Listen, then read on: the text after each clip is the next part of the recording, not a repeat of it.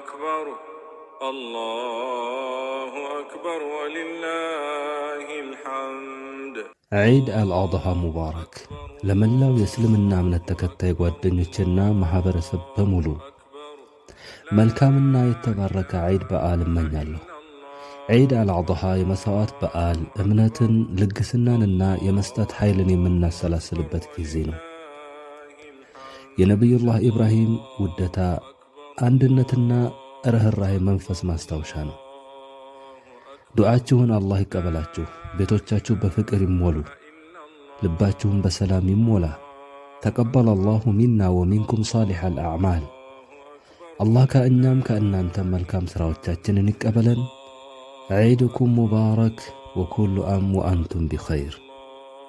الله أكبر الله أكبر الله أكبر لا إله إلا الله والله أكبر الله أكبر ولله الحمد